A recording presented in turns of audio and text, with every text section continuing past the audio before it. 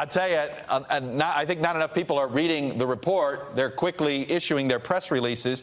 But let me ask you this. How's this being received inside the Justice Department and inside the FBI? In two ways. The overall conclusions here, I think everybody pretty much expected this. There have been sort of leaks around. We have to remember that the IG report was actually finished some time ago and then sent around in draft to the various people who are mentioned in it and the various entities that are mentioned. So the broad outlines we've known, that the IG would conclude that there was no deep state conspiracy here to hurt either Hillary Clinton or Donald Trump. It's pretty hard on Comey. Comey himself has responded by saying, I disagree with some of the findings, but I find it reasonable.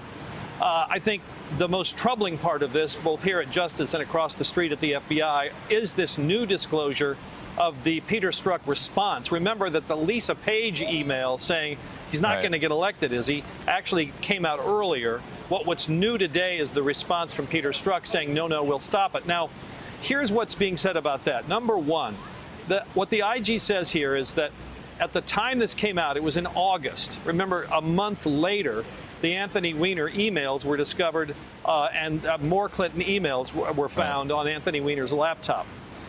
So one of the questions of the report is, why did it take the FBI a month to get off the dime and aggressively go after those emails, issue a subpoena, and start getting into them? What the IG says is that, well, Chuck, I'm being told I have to stop here, but let me just finish this one thought. The IG report says several people were involved in making that decision, that Strzok was one of them, and that the IG says we can't conclude that he was free from bias in making that decision. His lawyer has said, look, he was trying to decide which is more important, the Russia meddling investigation or the Clinton email thing, which was largely over, and that's why he did what he did. One other point. We were all interested to see whether this report would say anything about whether FBI agents in New York were leaking to Rudy Giuliani about the discovery of the emails. The report doesn't address that. The IG says the issue of leaks is under investigation. That was a very, I noted that, and that was a very interesting thing, as if it's a now separate investigation.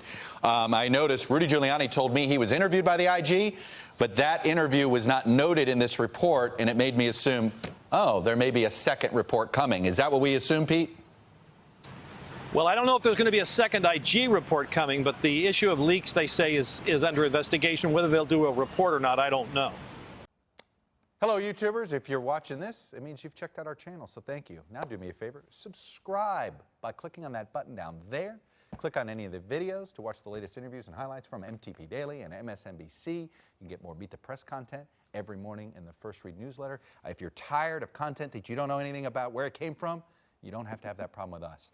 NBC News, MSNBC, MTP, and the Meet the Press mindset right here for you on YouTube. Subscribe now.